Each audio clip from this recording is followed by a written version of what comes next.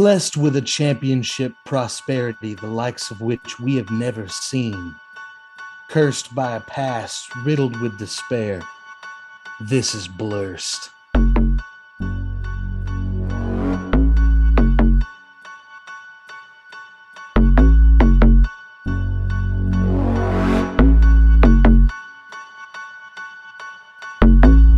I'm going to start us off with a Blursed Nation. Let's ride. Let's ride. Let's ride. Hell yeah. What's up, everybody? Oh boy, we got crossed up there. Yeah. We got crossed up. Should we roll with it or Just do it again. let's go from the top. ride. Let's ride. I did like you guys jumping in though. Let's do it. I was all going to together. say let's ride right after you did it. Yeah. Let's do it. All right. All right, I'll do it. I'll do a little countdown here. Blursed Nation, let's ride. Let's ride. Let's ride. Okay, I thought we were going to be in unison there, Blake. Jesus. Well, sorry, I okay, thought we we were can't doing- coordinate that well. I'm kidding. It's okay. It's all right. The number one Atlanta sports podcast. God damn it. All right, let's start over again. Let's start over. Yes. Our first episode? This is going worse. It's too scripted. Wait, hold on, man. I thought we were going to do let's ride, but we were all going at once. Oh, I kind of like It that. was just going to be Like, Aaron, I thought you were the after- last let's ride. I thought it was going to be, Blurst Nation, and then all of us, let's ride. That's what I thought. Ooh, remotely, that's kind of hard to do. Let's do I'll do first one. Aaron, you do the second one. No, let Aaron do last. I think Aaron will be better than me. Okay, so, yeah. Aaron, you really get after You it. bring it All home, right. Aaron. Yes. Whew. All right, now I'm There we nervous. go. It's all right. Okay. We have a lot of good takes for this. 3, 2, 1. Blursed Nation, let's ride. Let's ride. Let's ride. Welcome back, everybody. The number one Atlanta sports podcast named Blursed is back again. Today is Wednesday, August 10th, and I'm joined by my good friends, Kais and Blake. What's up, fellas? Hey, Not what's up? much. Hello. Not much, guys. I think we're going to tell the listenership, we're going to go over some hardships today. I'll start with mine. It's 86 degrees in my house right now. The AC's out. So, yeah, we're sacrificing a lot to bring Blurst Nation what the people want. What they the need. people want. I think All Hayden of them. pointed out something or something that's really important. We are the number one podcast called Blurs. So That is 100% thank you true. for making that possible. Everyone who's Uh-huh. listening. Some hardships indeed. I found out at the doctor yesterday I have some torn muscles in my lower abdomen. Thought it was Not a good. hernia. Not good. I thought it was a hernia. It's not. But I just want to say that I knew it wasn't normal because when I was sitting down, I felt pain, and I've torn a lot of muscles. I've broken bones, and it just didn't feel right. And my dad has a history of hernia, so I had to get it checked. Jeez. So, yeah, we incurred a series of injuries before WrestleMania somehow, so that's why we postponed our Twitch stream. Blake with his hernia scare, and then I had gone 29 years without seriously injuring myself, and I cut myself. I brought a knife to an avocado fight, and I lost. I got a little cocky. I have avocados all the time. I was walking and chopping at the same time, and knife went straight through there. I had to get 3 stitches in my finger. So, But you yeah. should see the avocado. Yeah. Oh, yeah. That being sucker's digested. dead now. Yeah. But, yeah, it's kind of funny because Blake was like, I don't know if we should do the stream still because I think I might need to go to urgent care. And then immediately I sent a picture of me at urgent care getting stitches. So I'm in Colorado and they're in Georgia. So just the timing did not make sense. Props to you, though, Hayden, for going 29 years without getting complacent around avocados. So, I mean, Wait, you said without a serious injury, that you've never broken anything, or I've had like muscular issues before, like with baseball and stuff. But yeah, no broken bones that I know of. Congrats. I've definitely hurt the toe a time or two, but luckily the swelling's gone down on its own. But yeah. So everybody watch out for avocados. Yes. As a millennial, they're out for revenge because of they are. the detriment that we've caused their community. avocado toast for sure. And they're super cheap right now too. So like, there's like a surplus going on if you didn't know. So go get some avocados, get some retribution for me. And yeah, so Twitch will actually be next Monday at 7:30 and we'll post about it again. It's actually trending a lot in the fantasy football community now, which is kind of new this year. I hadn't noticed that in the past. Had you guys? No. I knew it was a thing, but it was, like you said, it's way more popular this year. The fact that I'm seeing it on Twitter is a change because typically you had to Google like what are the best, coolest ways people do these things, and like the fact that it's actually trending on Twitter shows that there's some popularity in it. What are some ways that we had done in the past? I know like one year we watched a NASCAR race. Yes. Which that was pretty fun, but also really boring to me. The punt pass kick. Yeah. Oh god, that one tore me up, man. My shoulder was messed up, like still is, I think. That one, doing the punt pass kick, I was like, oh, we're getting kind of old. My body doesn't work the way it used to. My body doesn't do things. Blake, your body is a wonderland. Don't forget that. It's like a wonderland. All right, guys. What are we gonna get into today? Y'all want to give a little snippet preview? No. Before we do that, yeah, I saw you had a note to the side over here. Can we talk about Stetson's haircut? Oh yes, please. Yeah, that guy's a stud. I think he took all the.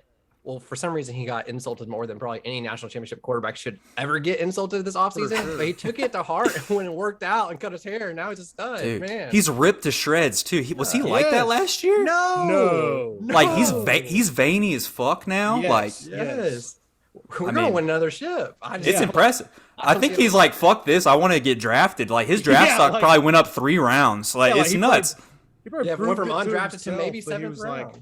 He was like, oh, I actually kind of balled out against a kind of a pro defense with Alabama. So. He's like, stop selling me short, guys. Drew Brees got drafted hell. What are you doing? Guys and I were talking before the podcast and before Blake got on that like, oh man, we definitely need haircuts. And I was like, should we both just get haircuts and like get like the fade? Like, would it work like that for us too? I don't know. I might give it a shot. If you cut your hair, do you just get the muscles? Like, is that how it works? Yeah, that's actually good. I hope so. It's like a reverse Samson, essentially. Yes. You know? Yeah, exactly. Yeah, it's basically 100%. You lose the hair, you gain the muscles. Yeah. And something else I wanted to point out too was for any of our 929 The Game listeners, which would be Atlanta's #1 sports radio, they had a new show get introduced this past week called The Steakhouse from 9 a.m. to 11 a.m. Monday through Friday, which I thought was weird because they're taking an hour away from Randy and Andy, which is one of my favorite shows. Oh, yeah. But Steak Shapiro, if you follow him on Twitter, he's the host of that show. And man, I mean, I like some of those guys' tweets, but today he tweeted out, let me just read this because it made me, I don't know. How do you feel about Steak Shapiro? Either one of you? I've never really liked him. He, for the longest time, he gained notoriety as kind of the main personality of 680 The Fan. Which before 92.9 The Game was really the only sports talk radio in Atlanta. And then thank God 92.9 The Game came out because they just, first of all, they're on FM radio. So they're actually in this country. Yeah. And so that makes it a lot cooler because I don't know, first of all, in our generation, we don't listen to a lot of radio, but zero. Have y'all ever tried to listen to AM radio? For like a second and then you lose service. Weird. It doesn't make any sense. Just sound. I get it's different radio waves or different frequencies, but you can tell it sounds bad. And so, anyway, him joining 99 The Game is whatever. I'll probably never listen to it because I'm not the biggest Steak guy. Anyone that is a grown ass man going by Steak just really doesn't have my respect. I didn't like the way they did it too. They took 2 of their existing shows and were like, all right, you actually now each get 1 less hour and now you get this 2 hours. I just know it was just a weird time, but he tweeted out today, Kevin Durant is not a good guy, which I'll get into Kevin Durant in the basketball singles, but like, what? I want to see what he said about Deshaun Watson when we were trying to court him. Let's see what he says. I'm pretty sure he was one of the bigger advocates to get him here in Atlanta. So that's okay. Okay. Yeah. Right. Just got to know where the line is here. But having 2 Twitter accounts, no, that's too far. Wanting to be happy in their job, how dare you? Yeah. How dare you? Lord. Yeah. Whatever. Oh, boy. But yeah, so I just thought I should bring that up. Thought it was some topical stuff going around the ATL and to all of our sports listeners. Yes. Yeah. But as far as a preview for what we're going to be getting into, I'm going to be getting into well, that's always on the rundown. But we're going to be talking a little happy news about Atlanta United. They bagged a dub in stunning fashion Dub this Nation. week. Yes. Yeah. And then we're going to go back to the Georgia tight end room. We teased it last week because we're doing rundowns of their position groups leading into the season, which I think is what are we at? You know what? Never mind. I'm not going to make an attempt at when the game is, but we're close. We're close. It's a certain number of days away. It's a number of days away that is shorter than the last time we talked about it. And I think yeah. Oregon went up in the rankings too. Now they're like 12 in the Oh, Coaches hell Bowl yeah. or something like that. So it's actually a better game So ranking wise. that's what I've got on the docket. What about you? Wait, UGA is ranked 12th? No, Oregon is. Oh. Was when we looked at the UGA schedule is last ranked time, third, I think. we're now. third in the Okay. Coaches Bowl behind Okay. Alabama and Ohio State. Oh, guess who's fourth though? Clemson. Oh, I saw that. Yeah. No, it's kind What? of wild. But it doesn't really matter anymore with It the really doesn't. college football playoff ranking that comes out in October, November. So as long as you're winning your games and you're playing against good opponents, like you're gonna move up those rankings. What am I going to talk about today? I'm going to talk about a little bit of the Kevin Durant action, just because it's topical. I think if the biggest player in one of your sports is moving, it's topical to your team, regardless if it goes to your team or not. We'll get into Hawks a little bit because DeJounte's bringing the smoke, and I love it. God, I love it. And then we'll get into Falcons. As a group, we'll go through the Falcons. We're going to try to do a win and loss total for the Falcons. We'll go through the schedule. We'll do a best case, worst case. Or there's going to be plenty of argument about this because I don't know if we'll all see eye to eye on this. I'm probably a little more optimistic for sure on the Falcons, but it'll be fun. What, nonetheless. you? Yeah, No. who, me? So yeah, that's what I have coming your way. What about you, Mr.? I want to call that the will the Falcon cans or Ooh. can'ts? Falcons Falcons. or it. The joke works really well when I have to say it multiple times Oh, for yeah, it to even yeah. for it to even register. That's All how I right, like to do so yeah. What do you got? Kid? I got a segment about the Braves, like usual, because that's the only sports I really know, and then I learn the rest from you guys as I go. Yeah, so I guess we can get into it, unless you guys got any hang-ups here. Let's bust it. All right. I don't really want to talk about the Braves after this past so- weekend. God, I know. I've titled this hot seg, well, shit. Pretty apt, The Braves had a really tough week. They go 1-2 against the Phillies, and then we lost 4 games against the Mets in the 5-game series, and now we're 6.5 games back. So, it went about as poorly as we could have hoped. I guess we could have lost 1 extra game, but it was just bad all around. Very bad. Did you guys catch any? I unfortunately did. I caught I caught the Strider DeGrom matchup, and that one didn't go well. Nope. So, Let's be honest, though. We'll call it what it is. I'm sure you'll get into this. There's been some unlucky moments in that series where the Mets had benefited off of things that just, I don't know. I think the Mets put themselves in a position for the luck to come their way, but still, Sure. we want to Yeah. talk about it in a second. But yeah, No, let's talk about it right now. All right, yeah, so- let's talk about it now. So there's a lot of talk, especially on Twitter, about like lucky hits, especially because Spencer Strider said stuff like that, and he was talking about the strike zone because it was CB Buckner, who is notoriously the worst umpire in the league, which it is tracked now. Like there's a thing called umpire scorecards on Twitter. Yeah. Follow it if you don't already. It shows exactly like what the discrepancy was between the two teams and like what the run differential was almost. And so like the Mets were sported an extra run on Sunday's matchup just because of bad strike calls and stuff like that. But Buckner's awful.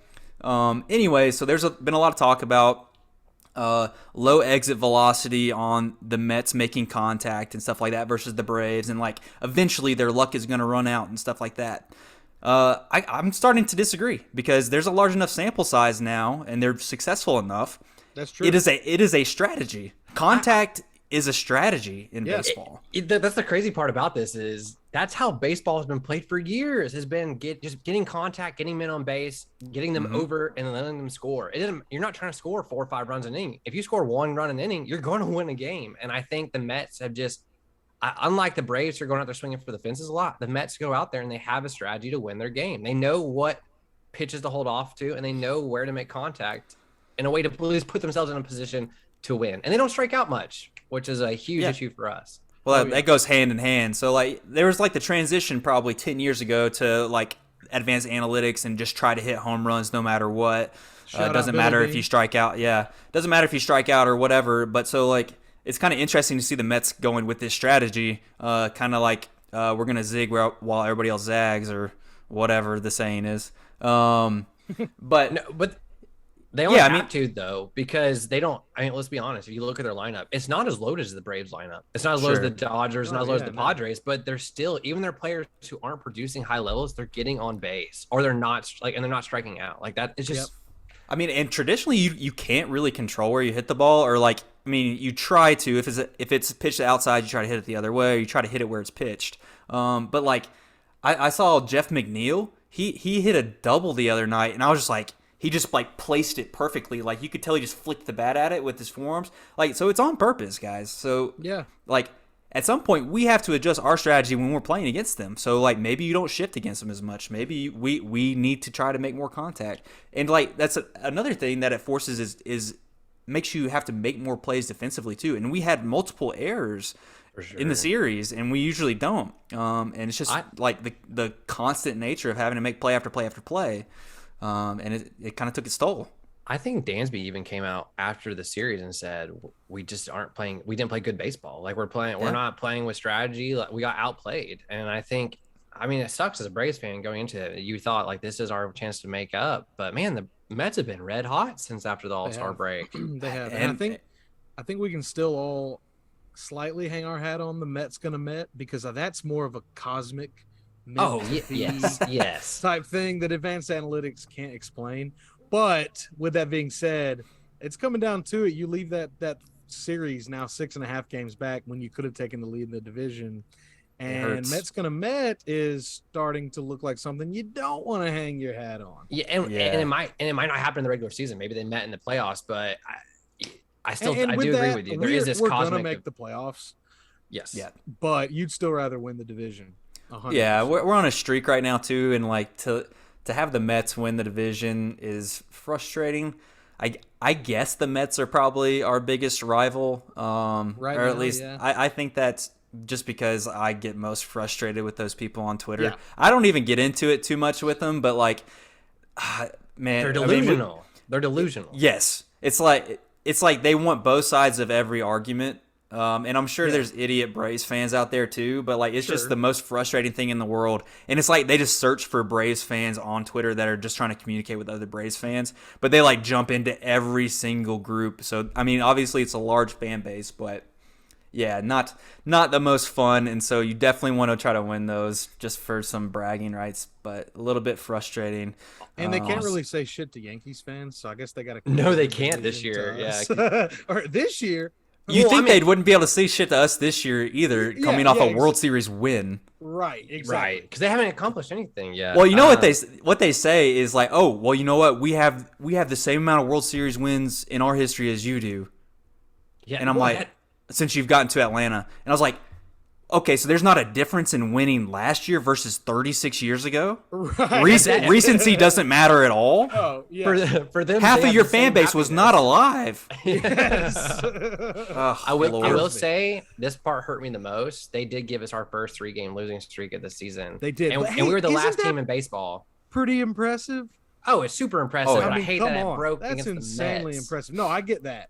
And I will say that growing up, first falling in love with baseball, I think our biggest rival back then was the Phillies. Yes, Yeah, for sure. fair, yeah. But yeah, and so my hate still lingers for the Phillies. But right now they're kind of that. They're not just in third; they're in that distant third. Like, yeah, Well, they've been making a run here of late. Actually, they've been They have. red hot. Besides the Tom Glavine led Mets, the Mets have been so irrelevant our entire life. Yeah, until now. Let's circle back to that, because you said it correctly. The Tom Glavine led Mets, they had to get one of the Braves pitchers to become that team. Yes, no, 100%. But yeah, Maybe we'll do that with DeGrom this offseason. It's been speculated a bit. Hell, be get him pretty back. sick. Yeah, hell yeah. So one thing of note that happened this weekend, after I was bragging about being right about Ian Anderson, he had a pad outing, which as it would be since I bragged about it, and then he got demoted on Sunday. So, but I will say it is demoted in quotation marks. He'll still pitch this weekend. Yes, he's essentially missing one start. They've already announced that they're bringing. He's on the taxi squad, so he's still traveling with the team right now. Okay, he's in Boston with them. Like I think he and Heredia both. So But like, I think there should be a distinction to be made. A lot of times, people will incorrectly say that he was DFA'd or designated for assignment when they just mean that he was demoted. yeah, You know what I mean? Yeah. DFA you're is like, off the yeah, team, right? it's like there's a transitory period. So like you're not on the major league roster anymore, Right. And then there's like a couple days where a team could trade for you still before you are officially released to like free agency. But yeah, so Ian was just demoted. He had options left. Like, he's still a young guy and like under his like early contract, so he can go back and forth. It's not a big deal. Since we have a doubleheader with the Marlins, he's going to make his next start on Saturday. They've already announced that. So really, it's on a case by case basis with him, and it might be like he goes up and down a few times, kind of similarly, just to like have extra arms in the bullpen. Yeah. But it's interesting. He's struggled against good teams, and he's pitched pretty well against bad teams. So, but let's also make no mistake there. He's going to be on the October roster. I would definitely hope so. God, I hope so. And I don't think there's any, unless he just does terribly. I mean, but he misses it. Let's call a spade. I mean, he's been terrible all season. He's over a 5 ERA for the season. Like, yes, but they did bring up. Halfway. Do you know who replaced him? Huascar Ynoa, who did have a great stint last year before breaking his hand. He's incredible. He has a 6 ERA in AAA this year. Let's bring up the Huascar Ynoa thing. He didn't just break his hand. I believe he got pissed. He broke his own hand. He punched something in the dugout that shattered his hand. That's a very high school injury. Yeah. Absolutely. And the worst part is he might have ruined his whole career because of it. Like, I don't know if he'll ever be good again. I mean, it's not looking like that. I mean, it easily could have been him that got shipped off to Anaheim, just like Tukey Toussaint did, or Tucker Davidson, who I saw some clips of Tucker getting lit up. At least he's in the majors, but yeah, he got absolutely lit up. So tough for the old guys from AAA. But so yeah, I agree. I think Ian will definitely be on the playoff roster, no doubt. It's going to be what role is he in. I'd say he's not going to be starting games. I think he's going to be in a mop-up role, and that might be what he is coming out of the bullpen too. Just low pressure innings and just like try to find it. Yeah, he honestly too. I think if he pitches poorly this weekend, they may keep him down a couple of weeks in a row down in the AAA just to let him get some confidence back. Our AAA pitching coach is like very well regarded and like develops pitching talent pretty well. And I've heard that multiple times of like pitchers that get sent down. Like, I mean, Kyle Wright obviously was back and forth for so long, but like just there's the in-house development that goes on through our system. We definitely have some good coaches that are going to be able to help him out maybe a little bit better and focus their time on him instead of our pitching coaches or our coaches in general that have to be very spread thin.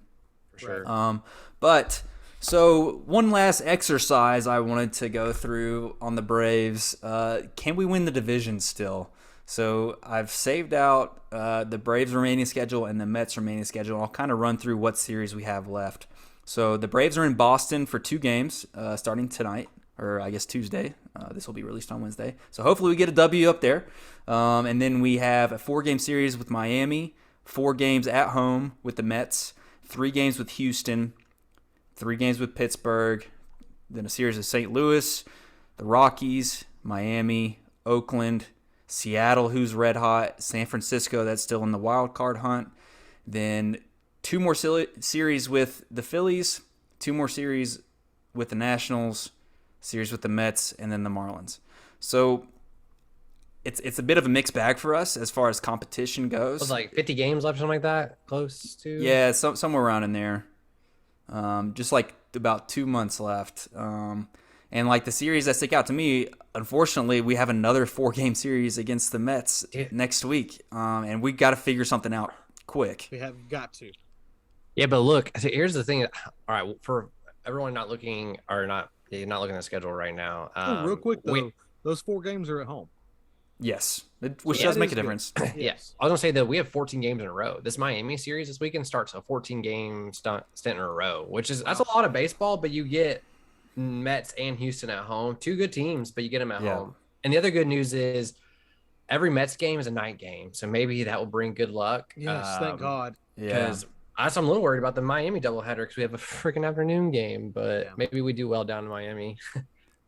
Gee, it's like they can't see. They're just like they're vampires. They can't play. The boys can't play during the Mets- day. Well, the Mets players were wearing sunglasses in New York. Maybe we start wearing sunglasses. Like, I don't know what's going on. Oh, but yeah. let's do something to, if you're at bat and you can't see. I don't know. How many games so- back are we? 6.5?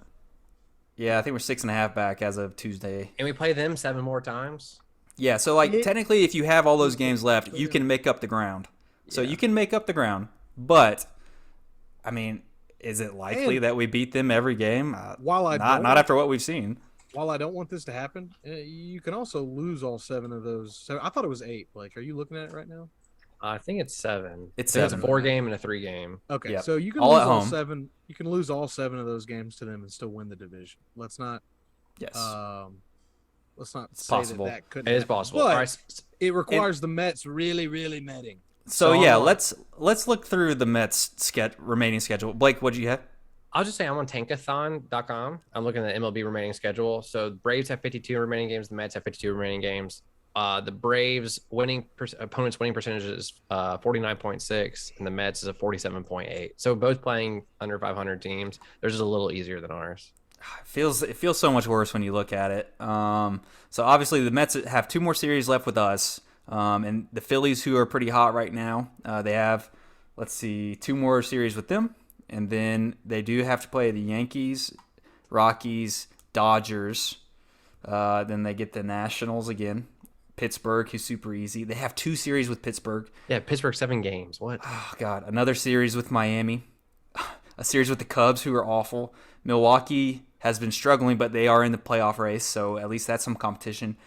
And then 3 more games against Oakland, who's tanking this year. So basically, they have 3 teams that are like really in the race right now that they have to play the rest of the season. So I'm getting concerned. I don't think the Mets are going to Met. I don't know if the other shoe's going to drop in the regular season here. Honestly, if you look at the Mets schedule, they have nice. Their hardest part is going to be this Atlanta into the Reds, Phillies, and back into Atlanta again. Because after that, they kind of go from easy team, hard team, easy team, hard team. Like they get breaks in between. I feel like where the Braves schedule is pretty loaded at some points, where you're playing a lot of good teams back to back to back. That stretch upcoming that you just mentioned, the Astros into Mets, is going to be tough. Yes. Yeah, and you have to. I mean, this next 16 games this is from tonight through next Wednesday. The 16 games. Yeah, I guess. Two Wednesdays from now. 2 Wednesdays from now. Sorry. I was about to say I was that. saying, what? That didn't make any Every sense. game's a doubleheader. Yeah, Every no. day. 2 Wednesdays from now, you need to win at least 12 of those games almost. And especially every game against the Mets. Yeah. You can't afford to lose another series against the Mets this year. You just can't. And that's the problem. I don't see us sweeping the Mets. So I think But what if you go 3 for 4 and 2 for 3? If you win 3 games, 100% that's a win. But I mean, if you split it, that's an improvement, but it doesn't gain any ground. That's the thing. The thing about the team the last few years is they can go on runs, though. Obviously, they won 14 straight earlier this year, and some teams are just able to reel off wins like that. We've seen it before. It could happen where we force something close.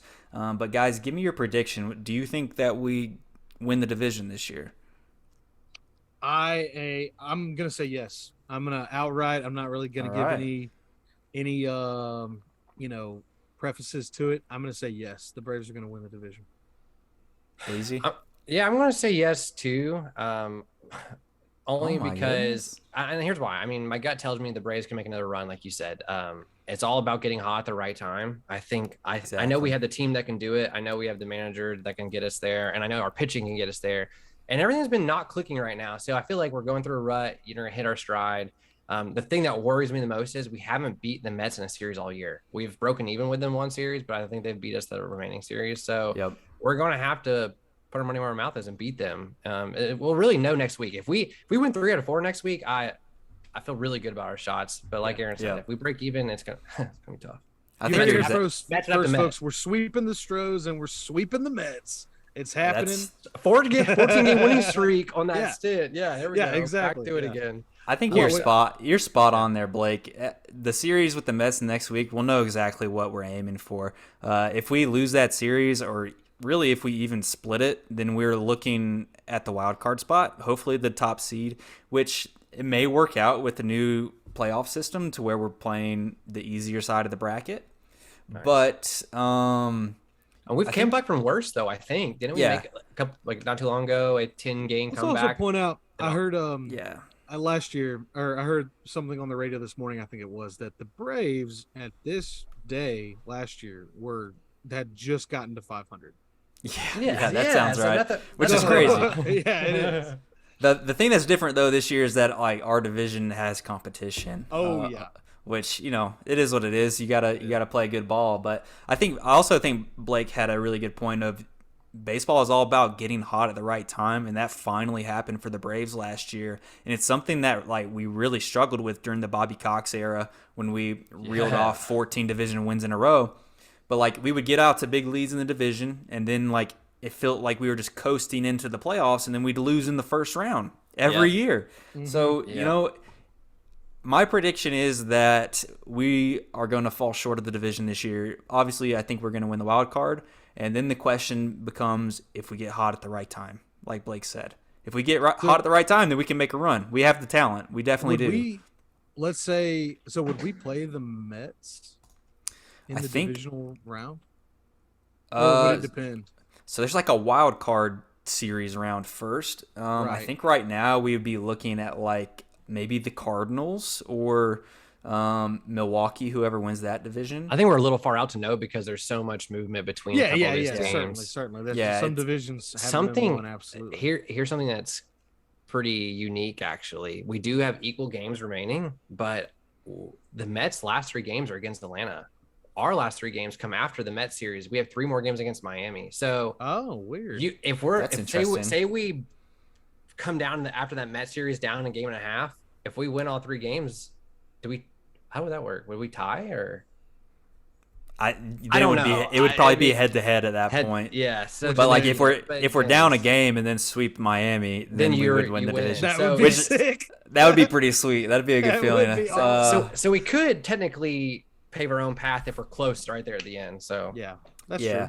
We've made our bet at this point. We'll see if we can get out of it somehow. Work some Braves magic. We know the Mets will Met at some point. I don't think they have a World Series championship team. No. It's very interesting to see the progress that they made in a year and kind of their strategy. And maybe, I saw some people on Twitter saying that the Braves feel like they have more of like a happy-go-lucky approach to baseball and like their at-bats and stuff and less strategy that's going into it. Maybe we could take a lesson from the Mets after they beat our ass last week. Yeah, they embarrassed and I also us. don't disagree with that sentiment. Yeah, no, it's evident.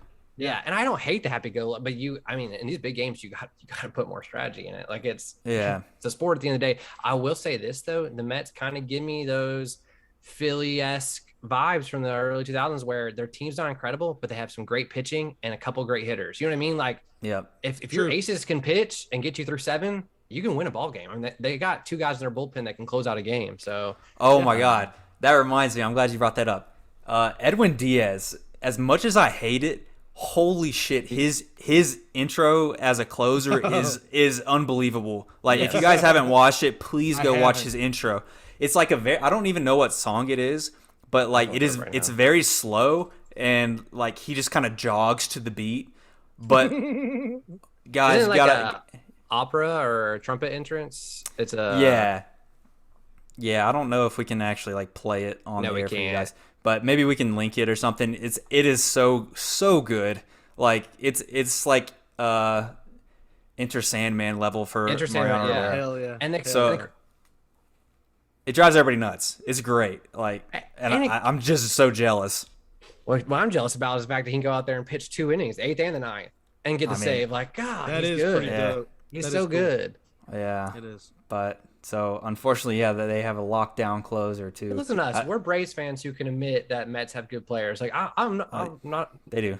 We're not delusional fans. We get it. We understand. I'm just saying. I don't know if a Met fan can say that about us, but I'm sure there's some.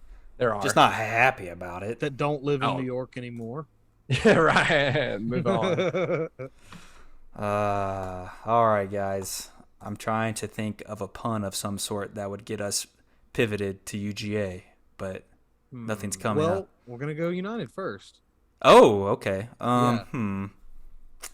Braves Well, and Mets fans united, loving the Edwin No. Diaz intro. Oh yeah, that's fine. Yeah. Speaking of united, yeah. So, okay, yeah. That was one of your better ones, Hayden. I'm not gonna lie. But yeah, so we're not gonna spend a ton of time on United also because while it is happier news, they're still not looking great for the year. Could still make the playoffs, but we went up against the Seattle Sounders on Saturday, and Historic that team. is a team that absolutely historic team, a team to look up to, that we've never beat. We've and that doesn't say a ton because Seattle's always good, and also they play in the Western Conference, so we only play them like once a year, if that.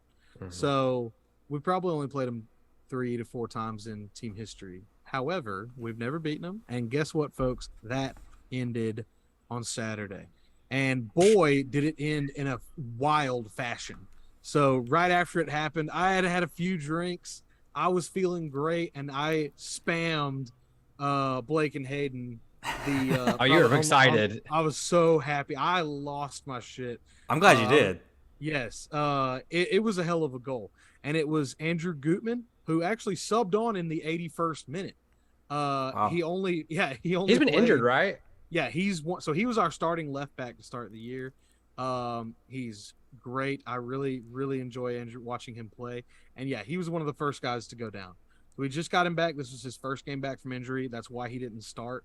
But came in the 81st, and in the 94th minute of 5 minutes of added time. So essentially as close to a buzzer beater as you can get to in soccer. He and a defender, mind you. He stepped up, and I mean, if you didn't know anything about him, watching him hit that shot with the confidence that he did it with, you would have thought, oh, he's a striker, or he's at least an attacking midfielder. Like, this guy knows what he's doing. He cranked that Soldier Boy right in there. He did. And God, Blake. Anyway, it's actually funny. We've got a quote here from him after the game. It says, by the way, I don't know if we mentioned this yet. Not only is it his first goal of the season, it's his first goal as an Atlanta United 5-stripe. So he came out and said, I'm not someone like Luis or Thiago or Joseph. I don't have that kind of skill set. So for me to score something like that I didn't even believe it, really. So don't expect me to do that ever again. And he was he was well outside the box too, right? Oh, yes. Yeah, it was probably like a 25-yard shot. When you put it in perspective, like the time left in the game, how big of a game this is for Atlanta United, and where he was out in the field, it was probably one of the goals of the season. Like, it was incredible. Not just for us, and I think that's what you meant. Like, across the league for MLS. He looked around, he took the pass, he dribbled down to the left corner of the 18-yard box, and he was like, by God, I'm gonna step into this one and just hammer it home, folks. He knew the time left. He knew he needed to. He did. A couple of things to talk about is another new face, or one of the new faces we got at the end of the transfer window. Edwin Mosquera, the Mosquito. He made his debut in the 82nd minute. And he actually looked really good. He looked like someone that could really help us, not necessarily from a starting role, but a really good sub going forward with the occasional start, for whatever reason. I was actually pretty encouraged by it. He looked very pacey. He looked very, and just for those of you that don't watch a lot of soccer, for some reason the Brits like to say pacey instead of fast. So I love that. Good pace there. It is nice. It is. Like, I love that on FIFA, instead of a speed rating, they have a pace rating. This is exactly why I watch Love Island UK and not Love Island US. Thank you. Yes, they get a lot of things right across the pond. So a little fun fact here that Blake actually threw in, and it is. It's a good fun fact. You know what? We'll just see. I'm gonna say it. We'll see if it's fun. I'm gonna rate it on a scale of 1 to 10. So, Dude, Hey, if you're listening to this on YouTube or you're Yeah. listening to us, tweet at us. Tell us your rating for this fun Exactly. fact. Tell us Leave a how fun comment, this was and we'll on the shout you fun out next scale. episode. So yeah, leave So a comment. Seattle have now lost 10 one-goal games during this season, while Atlanta are tied for the league leading goals scored after the 80th minute this With season. 10. With 10, yeah. ooh. So we, it's kind of weird to say this, but we're kind of the most clutch team. Is that what that means? Like we don't know how to play a whole game until the very end, and we're like, oh shit, we actually got to But score, it's guys. bad. Like it's in a bad way. It's like the players, they kind of like they think they're so good because they are such a talented team. It's like they get down a goal and they're like, it doesn't really matter until they look up and see 80 minutes on the clock, and they're like, oh, okay, we should probably actually try to score a goal. And they've done that 10 times. And it has to be super frustrating on Seattle's part. If you lose 10 games by 1 goal, That's bad. Yeah. it's not good. Not good. And I'll say, as a United fan, since Atlanta United's come to the league, I don't really like consume a lot of MLS action. I definitely don't read about MLS stuff. I'm not that big into it. I'm a huge Atlanta United fan, but beyond that, I'm pretty surface level. I was reading an MLS piece about this game, and man, when you read it from a national perspective, it really puts in perspective how much we're underachieving as a team. Like in that article, this is from MLS's website. They bring up how we're one of the biggest budgets in all of soccer, but we're like fighting for 12th right now.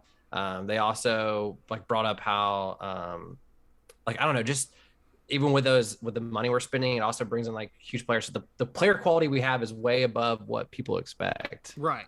Based on our attendance and stuff, you would expect that to continue though, because like every weekend MLS tweets out like what the attendance is for all the different games for the weekend. Yeah. It's always double. Atlanta's always number one, and it's always double the second best. Yeah, we had 67,000, I think, or 68,000. It's pretty crazy. Saturday. If you go look at the MLS attendance records, the first like 5 spots are all Atlanta United games. It's crazy. Damn. Just looking at the average right now, we average 48,946 attendees at games. The next highest is 35,000. Dang. Yeah. I mean, that's significant. It also, is. I'd like to say on a scale of 1 to 10, I'd give that fun fact like an 8. I thought Yeah, it was that was pretty pretty fun. detailed, yeah. It It wasn't weight or height. Yeah, one of my Oh, better. God. I'm gonna get better at fun facts. I'll get better at this. Let's not count our chickens yet, though, because I'm certain Blake will bring up weight and height about some sort of receiver. I already later have today. one in mind for later. Uh-huh. I do have one question for you though. So like with that late win, do you see that could be like a turning point in the season? Like we're getting some guys back from injury, and like we win on a walk off basically. Yes, so I do, and not so much because of the first thing you said, but wow.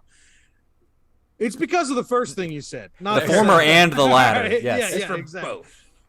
No. Because we've had wins this year. If you go back and listen to some of the earlier pods, you'll find 2 or 3 episodes where I say, I think this is where we turn things around, and it hasn't happened. So I actually think it's because of the first thing you said, which was that we got players back from injury. So we've had exciting wins at the death, or we've had, things look like they're going right and we can get back on track. And then the next week we go play somebody on the road and we're absolute hot, nasty crap. We also, I think with getting bodies back in house, especially the bodies how important they were, not just Andrew Gutman, who should resume his starting role at left back, but Ronald Hernandez, who was the backup right back, because mind you, we're on our 3rd string of right back with Hayden McFadden. there we go. So Ronald Hernandez should come in and now split time with Hayden McFadden at that role. And calling him a backup is kind of a disservice. Going into the season, we had Brooks Lennon as the starter in that position, but Ronald Hernandez was like 1B. Like he started a lot of games for us, won a lot of games for us. He's a veteran that you want in that position, and it's good to have both of them back. I'm pretty sure Brooks Linen is a actual linen company as well. Like they sell bed sheets. Yeah. I'm like 80% sure. Do you use that nice Brooks linen? Yeah. Yeah, what's the thread count? count? Yeah, what's that thread count? Jinx. Hey, I will say though, we also lost a player again in Rosetto during the game, and I remember it was a pivotal moment because It's it in happened. Seattle somewhere still? Yeah. Yeah. Where's Couldn't find his way back. Rosetto? Get an air tag on that guy. The worst part though about it was it happened right before halftime, so we were forced to sub, and I think Marcelo Moreno went in for him right before halftime. Which the reason you don't want to sub until after halftime because you just don't know what they're going to throw back at you. So that's counter subs and it takes one less sub away from you. It does say so. I'm glad you brought that up. I looked at an AJC article. It doesn't look like we're going to lose him for very long. His current status is week to week. Good. So, hopefully that means he can get back in there. But Mateus Rossetto has had a great year for us. He's still yet to score a goal in Atlanta United after being here for 2 years now. But 2.5, I think he came in during COVID. Does he play more defensive sided though? Not defensive so much as he plays a holding midfielder. Okay. So, our defensive midfielders are going to be Franco Ibarra and Santiago Sosa, but Mateus Rossetto is that dude that can go box to box. He's kind of what that Darlington Nagby was, and he's really come into that role. And so go ahead. I wasn't going to discount. Oh, you said something earlier. You said, sorry, wait, I don't want to cut you off if you were going somewhere with that. No, that was it. All right. No, after you. No. Whoa. After you. All right, I Hayden, insist. you first. Oh, but yeah. I was going to say earlier, you were talking about how you were like, no, this is where they start their streak. In your defense, even though this is only our third win of our last 13 games, the Five Stripes have picked up 10 points from a possible 15 of our last 5 home matches. So, but yeah, and while I'm not gonna discount what you just said, we got to put it together on the road. The road has been the problem. Yeah, if you just start winning a couple games on the road, every other road trip, if you get a win, then that's better than what we've been doing. And as the same home form. Sure. As Blake often says, you either crank that soldier boy or that soldier boy is gonna crank you. He does say that. He does say that. All right, so let's move on from Atlanta United, and let's go to continue the position group breakdown, previewing the UGA season. This one is the one we've been most excited about, folks, and that's right. We're talking tight ends today, okay? Tight end U? Yes, TEU. It's that kind of podcast, huh? Oh yeah, absolutely. Oh, yeah. Talk about the tight ends. Okay, Blake. All right, we don't objectify. Okay, now we're overselling it. Yeah, exactly. No subtlety here today. We don't objectify athletes on this pod. All right, unless they're Spencer Strider. Speak for yourself. Yeah. Speak for yourself. So, anyway, I would like to start at the bottom of the depth chart. We're going to work our way forward. So, let's start with, and bottom's a strong word. We're going to start with the incoming freshman, the number 1 tight end out of high school, a man that played at West Forsyth, just up the road, from us now, and just down the road from where we all came from. That's right, the Cumming, Georgia native, Oscar Delp. So, like I said, number 1 tight end out of high school. Why he chose to come to UGA and be in this already crazy packed tight end room, I don't know, but I'm so glad. If you go back because he was an early enrollee, so if you go back and look at his spring game, he looked very good. He was. I watched Brock Bowers put up numbers as a true freshman. Yeah, right, exactly. So you could say he's a power bottom of our tight end. Oh my god. Of our depth chart, right? He is. I think you could. Okay. So basically, here's the thing that I thought was very, very impressive. So he was the number 1 tight end in the nation, but tight end is a position group that, he was a 4-star, but was the number 1 at his position. So he wasn't even a 5-star, and that happens a lot with tight ends. In that's the type of the position that not a lot of players this day and age are specialized for tight end, and so he's one. I just thought it was cool that he was the number 1 tight end in the nation, but also the number 4 overall prospect in the state of Georgia. Wow. So, and the number 41 prospect nationally. That says a lot doing that at tight end. Here's one of his high school stats. His senior year, 923 receiving yards, 8 receiving touchdowns, 9 total touchdowns. So he must have had a rushing one in there. So he averaged about 83.9 yards a game. It's pretty good. Oh, yeah. 6'5", I would almost 220. guarantee you they ran a tight end around on the goal line. Almost like I would bet my life probably on that being the rushing touchdown. Oh, and he played for a bad team too. They went 5-6 that year. Damn. So he's probably their best player. Yeah, them Forsyth boys, they don't know football, but he does. So let's so we're really looking at he's gonna wear number 4 this year, and I think he's gonna make a huge impact. I think there's a huge chance that we see some of these guys getting more playing time than some folks in the wide receiving core. Sure. So let's move on to one Eric Gilbert or Eric Gilbert. I've heard it pronounced both ways. Redshirt sophomore that we got transferred in. I believe at LSU. Is that right, Blake? Yes. Yeah. So the funny thing is at From LSU Marietta High School. Yeah, he's from Marietta, that's where Daddy currently sits. And sorry, I'm Daddy. I'm not sure I've referred to myself as Daddy on the podcast. I am Daddy. That's understood. But yeah, so here's the thing: a lot of times when you see a freshman transferring to another school, especially within the same conference, it's normally because of a not great reason. It's because they didn't get the playing time they thought they deserved or were promised, or they had a very down year opposed to how they, what they were expected to do. Not the case with Eric Gilbert. He made the freshman all SEC team that year at LSU. He started 8 games, I believe. I think he was injured a little bit. So yeah, because it says here he started all 8 games in which he played. So he caught 35 passes for 368 yards and 2 touchdowns. And the cool thing is that of his 35 catches, 24 resulted in either a first down or a touchdown. Yards after catch, baby. Yes, sir. So I was just going to say one more interesting thing there. Of those 24 first down or touchdown catches, 11 of them came on 4th down, which is pretty cool. Wow. Yeah. What is LSU doing? Yeah, I know, right? But anyway, I thought that was really cool. A guy that, again, was playing in the summer league or not the summer league, the spring game. And if you go back and watch that, you'll see him. He's a freak athlete. He's huge. He looks like an offensive, like a slightly shorter offensive tackle out there running routes and catching passes. I'll give you my dumb fun fact. He is 6'5", 248. He's a big guy. He's a big guy. Hayden, that's a 1. That's a 1. There it is. You know how I feel about that. Listen, you know how I feel feel about height and weight. Listen to this, though. 16 games his senior year of high school. So they obviously went to playoffs. He had 105 receptions for 1,800 yards and 15 touchdowns. My God. That is. He also threw for a touchdown. That is wild, honestly. Okay, so we're going to go to not necessarily everybody's favorite, but the most recognizable tight end in the tight end room. And that's big number 0, Darnell Washington.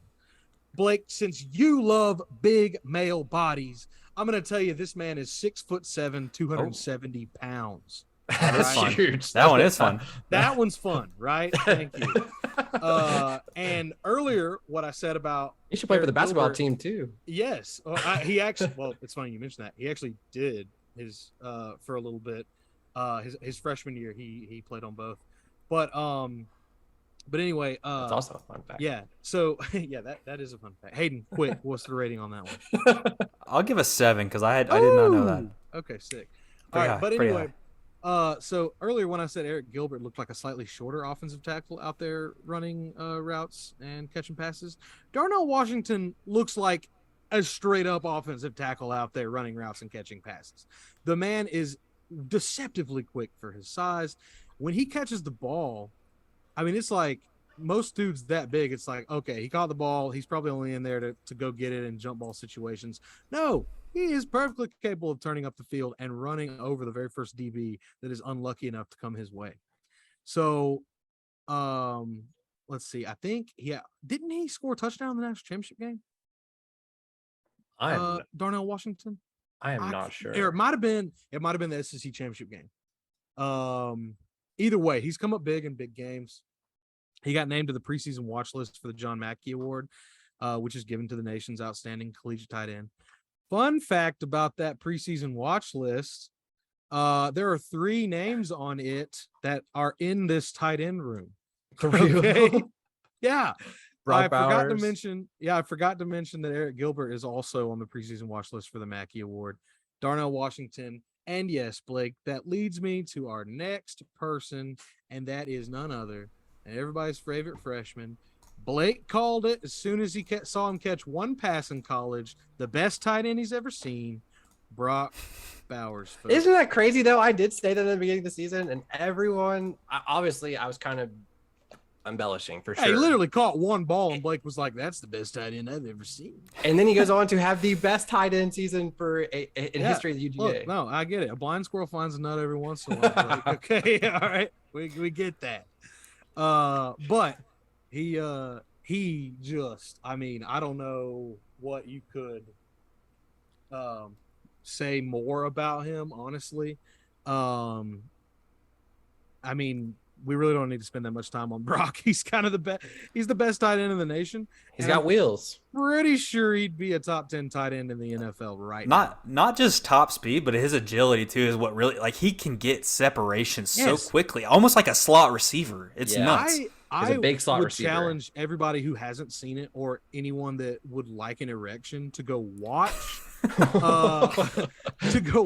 Brock Bowers' slant route touchdown that he caught against Georgia Tech. I get it. It was against Georgia Tech, but do y'all remember what I'm talking about? It was in like the first quarter, but granted, this was Georgia versus Georgia. I think I turned the TV off by then.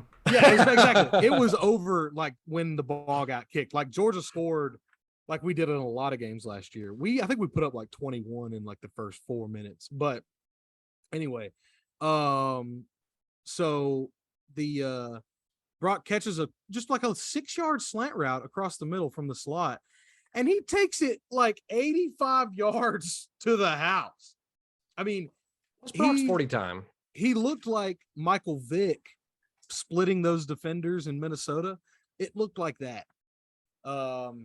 His 40 time, that's a good question. It's a 4.5 40. God, that is dope. That's quick. I'll be honest, like that's Kyle Pitts' speed. He's smaller than Kyle Pitts. That's 6'4", 230. God. But I'll be honest, with how loaded our tight end room is, and I mean, a lot of big guys who can block and catch. Like it's crazy that the smallest guy is our best guy. He's our best, and best is a strong word when you're talking about 3 people who could all win tight end of the year, all coming from the same locker room. It's crazy. There's so much talent there. Here's the cool thing about that. Talking about, and so I'd like to call back to the John Mackey Award preseason watch list. Like I said, 3 names in this tight end room are on there. We've covered the 3, but the cool thing is Brock Bowers is the only one whose name is on multiple watch lists. And this is something I've really not seen very often from the tight end position. So he was voted first team preseason All-American by the Walter Camp Foundation. No surprise there. Even less of a surprise, preseason first team All-SEC. But he was named not only to the preseason watch list for the Mackey Award, but also for the Bolitnikoff Award, which traditionally goes to the nation's best wide receiver. Wow. Well, he runs a lot of screens and slant routes, he lines up in the slot or out wide almost as much as he lines up with his hand down. So I just thought that was insanely impressive that he's getting that much recognition to be not only on the preseason best tight end list, but the preseason best receiver list. I mean, not many tight ends can break an 80-yard touchdown on a slant. That's nuts. I just watched that clip and like, God damn, his stride. His stride is so smooth and he covers so much ground. Exactly. It's like he takes 2 steps and there's 10 yards. I think it deceives a lot of defenders too, because they're probably like, "Oh, I got an angle on this guy." Then he's 5 yards past. He's past you. Yeah. It's crazy. So, yeah, we don't have to do much speculation like we did in the other position groups. We know who the best guy is at this job, but it's also cool that we don't just have a 1A, 1B at tight end. We've got a 1A and a 1B and a 1C and a 1D. Okay, like, it's just. You definitely have a 3-headed dragon here, and we don't know as much about Delp, but 4-headed dragon. Well, I can't give him dragon status yet.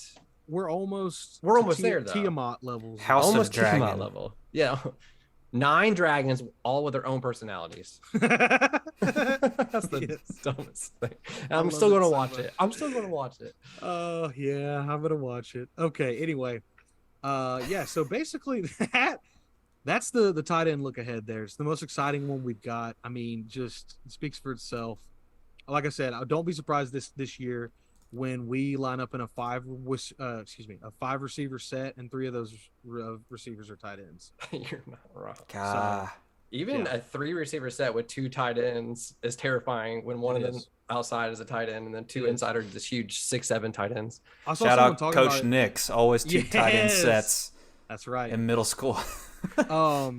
I also want to point out that someone was talking about that Georgia might be one of the only teams in the nation, if not the only, that could realistically line up in a 41 formation, which is where you have 4 tight ends and 1 running back. Yeah, exactly, yeah. So And you could sling the rock too in that formation. oh yeah, you could. So yeah, I just thought that was very interesting. but yeah, so anyway, that's probably going to be our UGA preview. Yeah. Real quick, guys, you got anything you want to add? Well, I was gonna say, speaking of tight ends, let's talk about loose buttholes and talk about KD. KD? Wow, I don't know the connection there. Yeah. You ever heard My of word. tight butthole? Let's- Workaholics? Anyone watch Workaholics? You're making me I nervous. did. I I did. don't want to have to do too much editing tonight. so Let's move on. All right. Yeah, well, I was playing Let's just move on. Yeah, you can just cut that. We're on like No, I'm not cutting it. No. It makes way more work for me. It's in. That's Awesome. fair. Cool. So opposite of loose buttholes, tight buttholes, and that's what Kevin Durant is. I think My God. that's a saying. I Whatever. get it. Go Yeah, ahead. killing the dream. Anyways, so we mentioned this earlier when I was talking about steak in the steakhouse. He's talking about that Katie is a bad person, and there's a lot of drama going around Kevin Durant because he came out yesterday, said to the owner, he said it's either me or the GM and coach. And I know there's some people out there like, well, the only reason the coach is there is because you asked for him. That's not true. What happened was the GM asked KD, would you be okay with this coach? And KD said that would be fine. And the coach is Steve Nash, for anyone who needs to know. I didn't know. So then Nets owner tweets out after this conversation, says, our front office and coaching staff have my support. We will make decisions in the best interest of the Brooklyn Nets. So there's just a couple of things here. Unlike every other sport, basketball is NBA is a player-driven league. Like, Of you have course. to have star players in order Also to the even have a most chance. dramatic league, which you'll get to later. It is a dramatic league, but I enjoy the offseason drama because it gives us something to talk about at least. The whole KD thing, though, it kills me when people are like, well, KD's a bad person for wanting to trade, or KD's whining for wanting to do this. It's like, if you're not happy where you're at and you know this is a sure, like, he knew if he gave him an ultimatum, this is a surefire way to get sent out of Brooklyn. Like, I feel like he made the right decision. Like, if he's trying to look for his own success, his own happiness, and that's what he wants, then he said the right thing to get out of there. Hey, KD's got to do what's right for him. If he doesn't like ultimatums, then that's his prerogative, you know. Did you say all tomatoes? Ultimatum. Yeah. Ultimatums. We're all saying the same thing here. Nobody likes ultimatums. No, yeah. Yeah, no one likes old tomatoes. I personally actually deal in old tomatoes myself. That's actually a big part of my livelihood. Specifically Anyway. old tomatoes? Well, yeah. You'd be surprised how quick a tomato breaks down. Speaking of tomatoes, my grandfather's business was Dixon Tomatoes, and he had Tomatoes? Dixon tomatoes? And for one Okay. period of time, he was the largest tomato packer in the United States. Wow. Yeah, so That is actually pretty cool. yeah, pretty cool. That's Our a fun businessman, fact. Yeah, that is a fun fact. Dixon tomatoes. Yeah, I always thought he should have made an apple cider company, Dixon Cider. I don't know, but That Oh, Please, yes. That's just oh me, man, though. we're losing. Blake. We're losing our followers this No, week. but we gained so many more We- worse Ooh, ones. Yes. I'm blushing. Is it all hot right, here? KD. It KD, is hot. where are we Back, at? Here, back to Kevin actually, Durant. yeah. What I was gonna say was, how do y'all feel about this? Do you think the owner had to come out and say this, or what do you think? Like, say this happened to the Hawks, and say Trey came out and said it's either me or Nate McMillan. What are you saying, Aaron? I think this is a unique situation or that's a unique example because if Trey did that, I'd be like, yeah, we're picking Trey. Nate, you got to go, bud. And I would have no problem with it. However, I do think that in most situations, including the Kevin Durant one, no, that's not the right thing to do. And not that I'm saying if Trey did it, it would be the right thing to do. Right. But I think it would make more sense. But it's like, KD, dude, you are probably the best basketball player in the world right now. And if you're not, you're like 1A or 1B. 1B behind. 1C. I think Antetokounmpo would probably be number one. Yeah, it's probably those two and LeBron still. And so it's like if you're doing that, you should not be worried about your coach, man. It's basketball. If this was football or another sport where the head coach mattered a lot, then yeah, I get it. But it's fucking basketball. Go out there and play basketball. I don't want to sound, I felt like right there I came across as one of those shut up and dribble people. Yeah. I do not mean that at all. Okay. I'm just saying in this specific scenario, shut up and dribble. I'll take the opposite argument there, actually, just Oh. because, I mean, basketball is like the only sport that can be dictated by one star player almost. For sure. They can change your entire team. If I'm a GM, I'm doing everything I can to land one of those players, and I'm doing whatever that player wants, essentially, as long as like my job is safe too. But yeah, like if he wants a different coach, fuck it. Yeah, I'll pick somebody else.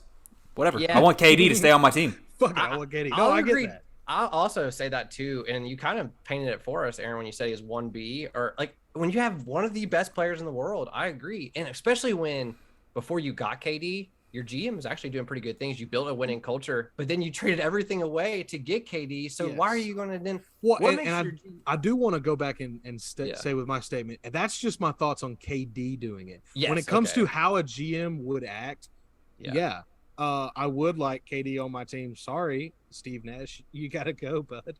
Yeah, So, it's a complicated situation too, because there's all that Kyrie drama and the James Harden stuff coming in, and like I think the Nets fumbled it completely, and I think Kevin Durant has a reason to be upset. But at the same time, I do agree with you, Aaron. I don't think it's the right thing to do to fire your coach and your GM for the star player. It sets a bad precedent. mhm. But in this circumstance, and same if the Hawks did it with Trae Young, I would have to say no. Like if it was Nate McMillan, I mean, I don't think Tyler Slink would go anywhere, so I don't think that'd even be an option. But if it was Nate McMillan or Trae Young, I'm picking Nate every time. Not even close. I can't think of a time when I'd ever pick. I can't think of a time I'd pick a coach over a player ever, unless. Well, I would do that with like, oh, did we lose Blake? No. I was just thinking, dude, you Whoa. you literally were like, yeah, for just like that got me. That got me there. That was crazy. Okay, so anyway, you got a future as a mime. I thought you were going to talk, so I stopped. Wow, no. I was, but you stunned me. Okay. Anyway, yeah, you know what? I lost my track of thought. That was so wild. What you did there. I'll jump in. Was Steve Nash there before KD or after? Nope, after. After. They asked Kevin Durant if he was okay with Steve Nash coming in as coach, and Katie was like, "That's all right." I think I see that as KD's call, to be honest. I don't know. Maybe I'm being an asshole, but like, how many times has LeBron walked into a situation and he's completely like, nope, that person's not going to do. Every and like, time except for Miami. even like, what's his name? Yeah. Tyronn Lue. Tyronn Lue. Yeah. Like, I mean, he basically was a shadow coach, right? Oh yeah. Well, And you say who was that, that but other actually, dude? I think Tyronn Lue's actually a really great coach, though. Like, he was a shadow coach, but now he's considered a top 5 NBA coach. yeah, but there's only Because of 3 LeBron. good There's NBA only 3 good coaches. ones. Yeah, I know. I was gonna say that too. There's not many Yeah, good ones, so- but Oh, I mean, that's what maybe was it makes him gonna a say. good coach to let LeBron do his thing. Yeah, Yes. I know. I give you that. There is that. That's what I was gonna say before Blake stunned me. It was that I think that if someone gave me a choice over a player in Mike Budenholzer, I'm taking Bud. Unless it's Antetokounmpo. Yeah. And then also Greg Popovich And Spoelstra. And I'd say Eric Spoelstra I would at too. this point, which I would not have said back then, but I was wrong. Yeah, same. For And sure. now, and when LeBron went to the Heat, LeBron asked for a different coach, and Yeah. Pat Riley's like, "No, this is our coach. This is our guy. He's staying here." And Eric Spoelstra wants a ring. And that's also Pat Riley, who Yes. Oh, that's is, true. is The a Godfather. legend in his own Yeah. regard. That's So so true. Yes. you have to respect the decision that guy makes. You do. And I will 100%. say this too. I think it's less about the coach in this sense and more about Josh Marks, something Marks, Steven Marks. I can't think of the guy's name. The GM. It's more about the GM, and Oh, his I last don't name's know his name. Marks. Yeah. Yeah. I think it's more about that. 'Cause Carl. I think. I think Carl. Yeah. Yeah, I think Karl Marx. I think Josiah likes the GM. So I think that's why he's keeping him. I don't know. It's a bad look. If you're a Nets fan, you're in shambles right now because you're going to lose your best player because your owner wants Well, to keep Steve Nash. To be fair, if you're a Nets fan, you were probably in shambles before. But yeah, now, Yeah. now those. But when you shambles find just- out there's a chance to keep Kevin Durant, and then the owner's like, Yeah. nah. yeah, now those slightly larger shambles are in shambles. So, Yes, everyone's in shambles. But shambles. to keep the drama going, Atlanta Hawks, which is very non-typical of Hawks players and Atlanta sports in general, DeJounte Murray out playing against Paolo Banchero this past weekend. Apparently there was beef happened early in the game. The tweet, where was it? Our guy Murray put on his Instagram, said, "You try to flex that number one pick shit on me when I've been rooting for you when you was a kid asking a rebound for me. Don't get at on the internet saying nothing. You changed from this humble kid you always was, and I stand on the real shit. And boy, you made it and changed. I lost all respect." I'm sorry, but Blake, hearing you read that in your voice there was hilarious. That's top tier. That's like when Ben Shapiro read the lyrics to WAP. Oh God, that was awesome. I think that's actually a really good TikTok series. So watch out for that, guys. We're gonna have Blake read some of these crazy tweets. Yes. Just me reading tweets. Yes, I think that's actually pretty funny. And he said, "Stay humble." So I think the beef happened early in the game where Banchero must have said something about being the number one pick. And I mean, flex if you got it, But DeJounte doesn't take people trying to push him around or being rude to him. And nor should he, but it's also like back to what you were saying. I think that's exactly what he was doing. He has let the number one pick go to his head. And it's like, good job, bud. You did well at Duke. When three other players on your team went in the top 16. Or first round. Yeah. No, I agree with you.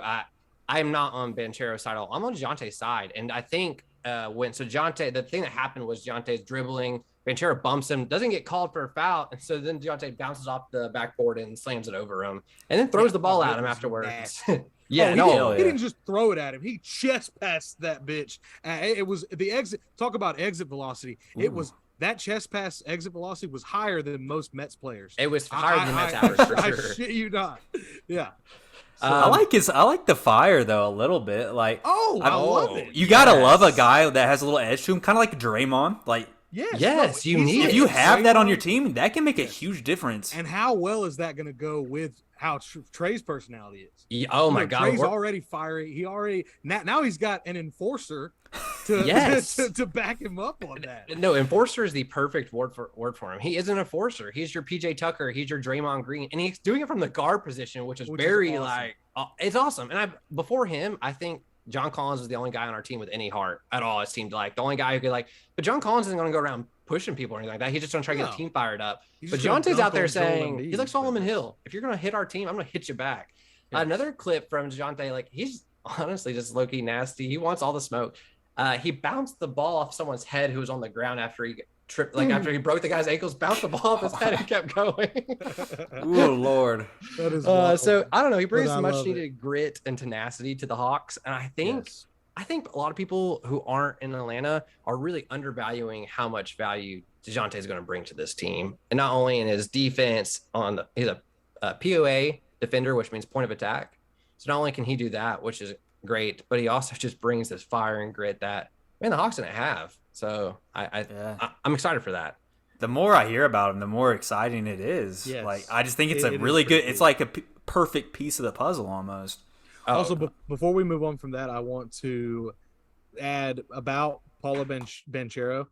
The first few times I heard that name a couple of years ago, or last year specifically, I think, I thought I was having a fever dream. And the next day I was like, I didn't hear that the number one pick's name was Paolo Banchero, right? There's no way that that's a real name, because it sounds like what you would name a created player on a my player mode in 2K. Like he's got a big mustache. He wears a sombrero on the court and has a super long green nose or something. And you named him Paolo Banchero. Oh man, I love it. It's also a pretty good band name too. You guys want to hear what my show character's name is? Yeah. There's one that's named Jesus Dombrowski, because that's really fun. And then there's another guy named Dean Dong. I was going to say Dean Sunderwind. Yes. Ding Dong, yeah. So that one's fun. But one of my favorite go-to names was Jebediah Alabaster. That's a good creative player name. But then the best I think I've ever heard was our friend Rick. So shout out Rick. He made one of the most disgusting looking people I've ever seen on a show on a my player on the show, and his name was Buster Hyman. Oh boy. Oh god. Buster, I barely know Yeah, her. yeah. My famous one was Huck McFuckberry. I remember Which I I remember used that. as like a pseudonym for a while. Yeah. Just because it's fun. But It yeah, is fun. It's a then the fun video name to games say. got a little too advanced, and they don't let you throw in those fucks in there anymore. I always use Clearwater as like my guy's last name. That Wow. sounds like something you would do. That Yep. does. It's an insanely Blake thing Yeah. to say. That's Blake, our sweet boy. Yeah. Special little boy. So speaking of special, let's get into the Atlanta Falcons. Oh, what a seg. Yeah. So today we're going to go through the Falcons schedule, all 17 games. We're going to give you our win-loss Ooh, thoughts. I can't wait. Yeah, so let's just bang it out Can real we quick. just do that? Might be as easy Yeah. as the UGA one I think it is. in All right. a very different way. Yeah, different letter. All right. Yeah. Well, I want some discussion about some games because I think there will be some discussion Yes. because we'll No. do a best case. Since they're Absolutely 17, not. since they're 17, would we want to maybe do like each quarter of the season? Pick the game we want to discuss there, probably. No, I think we can go through it. It won't take too long because you're Mm-hmm. right. I think we can bang it out kind of quick. We got 20 minutes. Let's got this. All right. New Orleans Saints. It's a home game in Atlanta. First game of the season. Who's coaching the Saints now? It's their defensive coordinator from last year. Yeah, that still doesn't tell me who that is. I don't know his name. I'm gonna look it up. Okay. I'll do. I have seen a lot of Discord there. Dennis and I see Allen. that a lot of fights they've been getting in at practice, which sometimes can mean good things, but also sometimes can mean bad things. Dennis And I hate the Allen. Saints. So with saying all that, I'm gonna go with a loss. They're gonna lose to the Saints. Really? Yes. So the way I look at division games, unless your team like Tampa Bay, which I think is probably a Super Bowl contender again, I tend to go win-loss. Like you're going to win one, you're going to lose one. I think we're probably I would hope we'd win the first game of the season against the Saints, especially Jameis Winston's our starting quarterback, and a new coach. Who is better than our starting quarterback, by the way. So I mean, didn't the maybe. Saints have a really good defense last year, and that's why they just like ran the ball and played good defense? that plus the injuries at quarterback. Yeah, they had injuries at quarterback. I mean, their defense is good. They did get the Honey Badger. I just think at home, and if you're saying a rivalry game's a coin flip, and we're gonna get one, I'm gonna say we're gonna win one, we're gonna lose one against the Saints. So I'm just gonna say we'll get the home one. So I'm gonna say, I'll say best case we start off 1-0 here. In the worst case, obviously we lose, but it'll be a close game. I think that's the only cut. Those are the only two cases we only could possibly have after Yeah, one so game. let's But recap. Blake but your thinks best the worst possible cases were 0-1. Hold up, The best though. possible is No, we're 1-0. because Okay. I think week 2 against the Rams, our best case is a close loss. I still don't think we beat them. You know what I mean? Like, I know. So- I get what you're saying. So after one game, I'm saying the middle case scenario is we tie. Oh, you're right. I forgot. This is the NFL. Uh, God, I hope not. I'm actually gonna say that we lose the first game versus the Saints. All right, so we'll say we're 0-1 so far. We're gonna go with majority. I'll let that happen. Granted. All right, week 2 against the Rams in California. We're playing the past Super Bowl. Yeah, I'm gonna say we're gonna lose this game. I think best case it's a close game because here's what I'm hoping for. In the games we lose this year, I want them to be close. Like I don't want us to be losing by 20 points like last year. Like last year, every game. Again, another hot take from Blake. He doesn't want us to get blown out. I don't see the issue. What I'm saying. I'm talking about improvement. Boy, we're getting blown out like candles. Yeah. We lost multiple games by 20 points last year. But they all count the same in the L count column. They do, but I think if we play the Rams closely and lose by a touchdown, that's a pretty good loss. I mean, I'd be pretty proud of the Falcons. I'm not Statement expecting loss. I'm not expecting a playoff. Statement loss indeed, Hayden. Thank you. I'm not expecting the Falcons to make the playoffs this year, but I am expecting us to show improvement. And so improvement would be playing these good teams, which we play a ton of this year, and playing them well. And being Does in that a ball mean- game coming down so the do end. But there's a we difference can- between expecting and hoping. Yes. No, I Also, am do you expecting. think You we could you improve? genuinely expect them to play the Rams close. That's my best. Super case Bowl scenario. champions. My best. I expect us to be in ball games. I don't expect us to beat the Rams, but I expect us not to lose by 20. I expect it to at least be like maybe 14 points. Okay, so one touchdown difference. Uh, I mean, Or not difference between the teams, but between 20 and 14. Falcons 2021. I don't think y'all realize how bad we lost games last year. Oh no, Blake. That's what we're saying. That's what we're We saying. expect We more of lost that. we lost Three You don't of think the worst but we just talked about I've this ever last seen week. the Falcons have were last season. But we just talked about this last week that our defense would be better this year. Oh yeah, I think so. And our offense is going to be worse. Mm-hmm. I don't think it's me. All right, here's my thing. I know we lost Matt Ryan. Hold up. We're only 2 games into this What? schedule. Because I think you're more down than you should be. I'm not even saying we're going to be 2-0 here or we're even beating the Rams, but our offense, yes, we lost Matt Ryan, but everywhere else in the offense we improved by a lot. Our starting wide receiver last year was Zacchaeus. He was our number 1 receiver. Well, he'll be our 3rd receiver this year. Okay. After 5 games. But our number 1 receiver is Drake London, a rookie, and our number 2 receiver is a tight end. A guy who and I'm not the end all be all here, but we're counting on our number 1 wide receiver being a guy that when they called his name of the draft, I went, who? That was my genuine reaction. Genuine. You don't keep up enough with draft boards, baby. That's true. He did come from a small program. So. All right. So I would assume we're all going to say a loss against the Rams in LA. My point is we lost last year to the Cowboys 43-3 and we lost to the Patriots 25-0. I don't see that shit happening this year. I don't see us getting skunked from the Rams. I just don't. I see us at least putting up a decent fight. I don't see us getting skunked either. I think 35-7 is the sweet spot right there. 35. Yeah, I'm quoting maybe right a pick here. 6 or something. We get on the board. Yeah, Rams. right. That's true. Yeah. You know what? Just kickoff return. Yes. 35-7. What's your score prediction on this? This is the only game I'm doing. I said I think it's the sweet spot. I'm talking about not my I'm talking prediction. about Hayden. I know, but that's not my prediction. I'm gonna say 42-14. Goodness. God, I'm going to go 17. I'm going to go 31-17. I'm going to say this is pending Stafford actually playing and being healthy because there's been some reports out there that he may be hurt. He's struggling through an arm injury, very true. which changes things. It does, but I'm going to put that down because I just think it'll be closer than you think. All right, game 3, the rain at Seattle. It has to be a dub, guys. Is our first one that I could lean towards win. Yes, I agree. It has to be a dub. 100%. Drew Locks are starting. Their defense is worse than ours. They just lost. Well, again, Drew Lock is better than our quarterback. Also. No, he's not. Yeah. Dude, he might be. He I might think be. is. I think It's close. It is close. You guys are crazy. I'm gonna say we actually only watch Oregon. No. At the end of the season, Mario's gonna have much better numbers than Drew Lock. Y'all are crazy. What Y'all were are you gonna crazy. say, Hayden?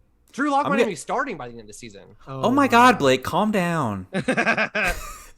You're so happy, bud. You're so optimistic. I'm pissed right now. We're just we're bringing you down. This is going to be all football season. I agree with Aaron. This is the first game that I think is a coin flip. And like you said earlier for the Saints game, I think that going into Seattle is a hard thing to do, even if they're not very good. And so I think we're still going to lose. Yeah, I think the home field advantage, especially them having the 12th man up there, I think that gives them the dub there. But I agree. I think it'll be close. You talking about close losses. We're doing. I think we got one here. We're not doing best case, worst case. We're gonna do Hayden and Aaron and Blake's prediction. Yes. And that's how we're gonna do this. Yes. That's fair. That makes more Hayden sense. and Aaron, we're 0-3 right now, and in my prediction, we are going to be 2-1. Oh boy, Wait, 2-1? Oh, that's right. Yes, you we beat the said Saints. W. Oh my God. But all right. but here's what I'll say. It doesn't matter right now. 0-3. It'll be at the end of the season because I don't say we're gonna lose the next Saints game, so it'll all even out in the end. Okay. All right, game 4. Right. Yeah, week 4. Let's bust it. All right, bust it. Cleveland Browns, no Deshaun Watson. And for that reason, I'm going to say I'm saying that Atlanta wins that game. Actually, Ooh. that'll be the first win of the season. I like that take. I get it. I think that's still a loss because that defense is nasty, and I think that even though Deshaun's not going to be playing, I think they still get it done. I also think we lose that game. I mean, honest. Wow. Yeah. So we Oh make my a God, third you call pessimist! of me and Blake's. No, I'm just kidding. But hey, Blake, we agreed on something. Yeah. No, I really do think I agree. Their defense is really good. Their running game is really good. They're a more complete team than us. They don't even have to throw the ball to beat the Falcons. No, the difference between Seattle and Cleveland to me is night and day. Like, Well, even quarterback, even Jacoby Brissett's a better quarterback than Drew Lock. Like, I think we lose that game. All right, so Hayden, what's our consensus on our column though? Maybe y'all should say 1-4 or 1-3 because You We gotta might, we get- might. I mean, I know I said the other games that we're probably going to lose, but like I'd say they're probably going to come out of that stretch 1-3. 1-3.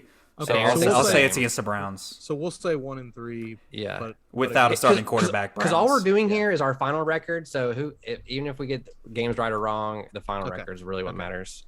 All right, Tampa Bay Buccaneers at Tampa. I think we're both going to say we lose that game. down. Loss. Yes. Yeah, Big I L. will say last year we played them really well in that first game of the season, and we were actually in a position to win until Matt Ryan pick six, and there's. And then didn't we also lose like 49-28? Yeah, no, it was a pick six after like a fumble after something. They scored 3 touchdowns in a matter of like 2 minutes, even though we were only I think we were ahead or like 3 points down with like I don't know. 8 minutes left. I'm not disagreeing with your logic, but I'm just saying Yeah. we played them close and 49-28 don't. Yeah, we played them count. close in 3 quarters and then Yes. got smoked. Yeah. That's fair. All right. So next game will be the 49ers at home. This will be a Trey Lance led 49ers. Maybe Dean Pease can confuse him with some schemes, but I think the rest of the team is loaded. I'm going to go out. I'm just going to say it. We're going to lose this game. Yeah, I'd say it's a loss, but I I can will see us say winning. That, but yeah, I actually could see us winning that more so than the Browns game, and I only say that because Trey Lance is a full-on unknown. Yep. I mean, so is he's looking- Mahomes. okay, What? yeah. I think he said so was. Oh, I see what you're saying. I think Trey Lance can. I mean, he's throwing darts at training camp. I know it's just training camp, but he's looked good in training camp. When you pair an unknown with a offensive mind like Kyle Shanahan, That's that fair. makes yeah, a but huge also, difference. hey, I'll Look give at you Goff that. and McVay, Mahomes with Andy Reid. It makes a big difference. So like, even if he's That is true. not like his floor is Jared Goff. yeah, you're right. Yeah, But no, give- you're right. Give You've Dean swayed Pease some me. credit though. He's a good defensive coordinator. And our secondary is our best part of our team. Let's just be Yeah, honest.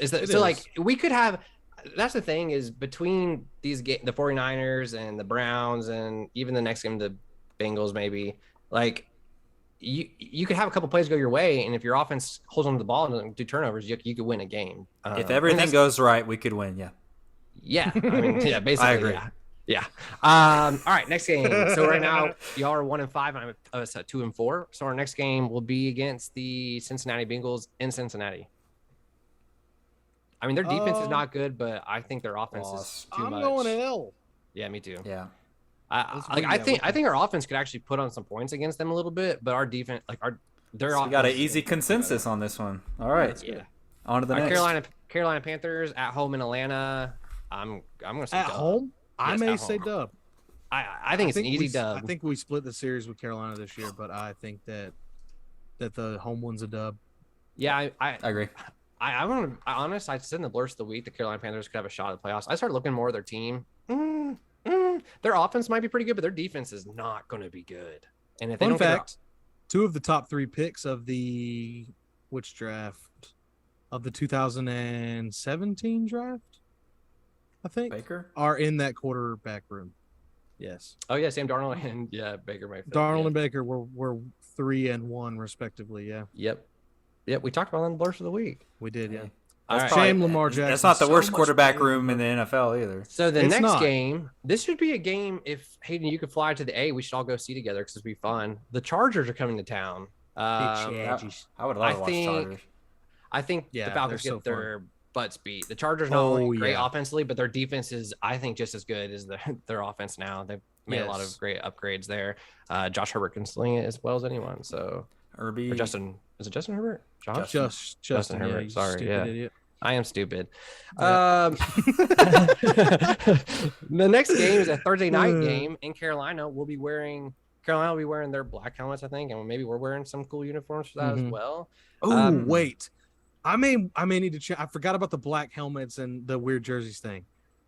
I might have to change my. It's the same net outcome, but I think the Falcons lose to them at home, win and this one. then they win this one because Carolina is unjustifiably going to be confident because they put black paint on their heads. I'm gonna go out and say that we win this game. I think Matt Rule's an awful coach. I think that our offense can do enough against their defense to put up points, and I think we actually 2-0 sweep the Panthers this year. I do I agree. agree. I think he's a bad NFL coach. Sorry, Yes, I know yes, this isn't the not Matt Rule college. segment, but he did Yeah. wonders in college. I agree. But I actually think we win this game. He'll be headed back there this year. Yeah, no, Um, I agree, 100%. I don't know if he makes it to the end of the season. No, but probably not. I actually I think the Falcons pick up 2 of their wins against Against the the Panthers. Panthers. Wow. Okay. So I'm gonna give y'all the Shout win out our column friend there. Alex. I'm gonna give y'all the win column there. All right. Yeah. I don't know if we shouted out Alex before. Hey, Alex. We have it, yeah. Alex. Keep pounding, Alex. A I don't, know if resident Love you. I don't think he Panther still fan. roots for them, does he? He shouldn't, but I think he might. I think he does. I don't know. I know Dannon does. Shout out Dannon. Yeah. Big 2 dumb shout outs Dannon. back to back. We love Um, Dannon. so We next- love him. Go ahead. Dan. People Animal. are saying it. Yeah, The people are next saying game, it. home game against the Bears. I'll be honest. I think this is our 2-game win streak. I think the Bears are awful. Things are going from bad from worse there. You couldn't even name a starting wide receiver for them if you tried, besides Darnell Mooney.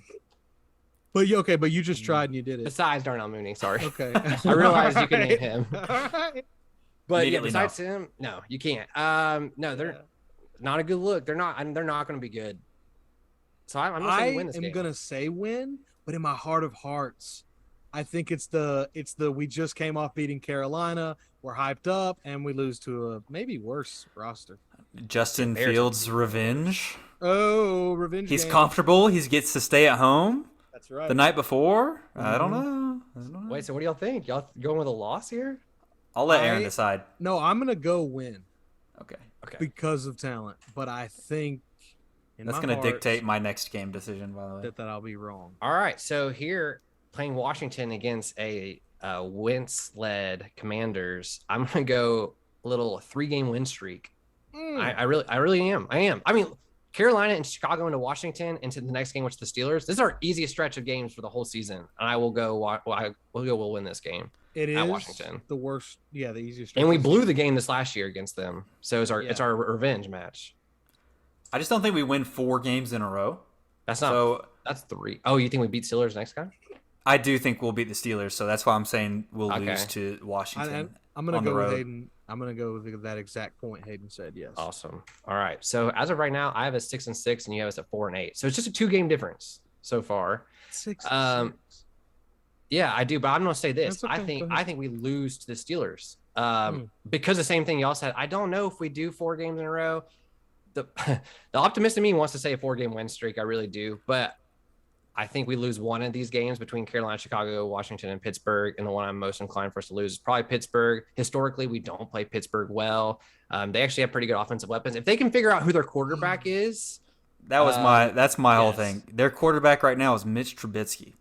yeah, if they can. Mitch Trubisky. Mitchell the And Mitchell. apparently, Mason Rudolph's been their most accurate at training camp, whatever that means. So That's not surprising. not a good sign. But their defense still good. They have TJ Watt, and if our offensive line is as bad as it was last year, we will get decimated on that side. And they have more playmakers like Najee Harris, better than any of our running backs right now. And I also like their wide receivers more than ours as of right now. So I like them. I like them a lot. So what are y'all going with a win or a loss here? Win. Y'all say win. What about you, Aaron? What do you think? Win. Okay.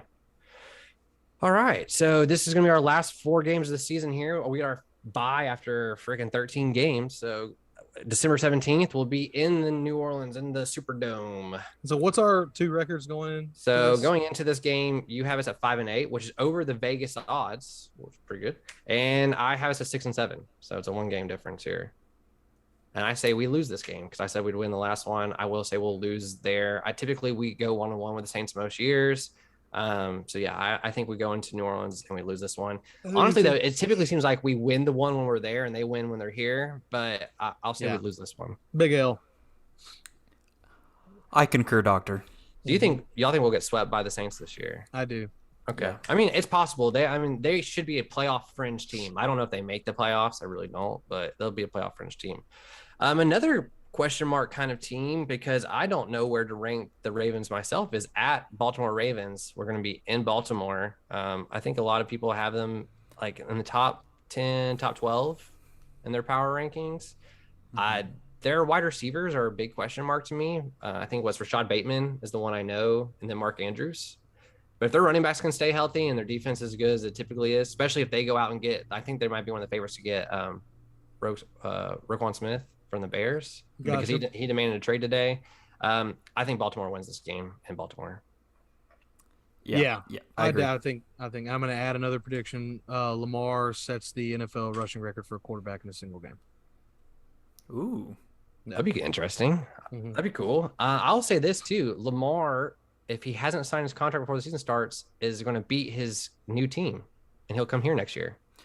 Ooh. Yeah, yeah. That'd be I fun. would love that. I would That'd love be that really so fun. much. It'd be awesome. We had the cap to do it, and if we're not sold on Mariota or Ritter, we lost nothing by drafting Ritter in the third, and Mariota only had a 1-year contract basically anyway. So Yeah. I I Wait. would love that. I am So fingers crossed. Lamar would go to free agency. Yes, if they does not sign this Wow. contract, he goes to free agency. So I'm fingers crossed. That does not happen with quarterbacks of his caliber. No, like yeah, who was the last that's one? Maybe wild. Kirk Cousins. Like, but Maybe, that's not but the they same got caliber. his Yeah, it's not the caliber, same yeah. calendar. And Oh the my god, he's crazy gonna part, get paid. he will get paid, and I'm pretty sure the Ravens will do it. They're dumb if they don't, but God, I hope they don't. Because if you look around the league, we have one of the most like enticing things to offer him. It's like, Lamar, look, we can be a playoff team with you on this team. Because I think we could. Yeah, we have the World of Coke right there. Yeah, bro. he Just could go Atlanta, go too. across the drink street. a lot of Coke. The All right. aquarium. Yeah. Let's Yes. finish this out. Our second to last game is against the Arizona Cardinals. This will be in Atlanta. I'm actually going to go with a surprise win here, and here's why. Call of Duty will have been out for a couple months. Tyler's going to be pretty good at this point. I'll be honest, I also I don't believe in Arizona's coach. I don't. He's like a lot Cliff. of coaches I've seen before, Cliff Kingsbury, where you can win early in the season, but once people figure you out, you start to lose. I think it's going to be the same thing here. I think we get the dub. I think we actually might help eliminate them from playoffs and get like a sneaky dub right here. I don't. I think we're gonna lose. I think they're going to be in the playoffs, and I think we're going to lose. That's fair. And the last game of the season, Tampa Bay in Atlanta, I think we lose Loss. this game. Yeah, I think Tampa Bay is probably going to be on a tear at this point as they're starting to get heated up for the playoffs. This is going to be a big game for them. So is they're going that to want to win. final record 5-12 for me and Hayden? Yep, and mine 7-10. So it's a 2-game difference. We both have above Vegas odds. So you heard it here first. What's Vegas Bet the odds? Over 4? 4.5. 4.5. I would actually make that bet. Yeah, I think Yeah. the overs. I think the over's fair. I think we looked at the schedule here, there are some winnable games. Even though we put on the loss column, there's some games that if Atlanta, everything's going right, and Atlanta gets in a groove, they could win.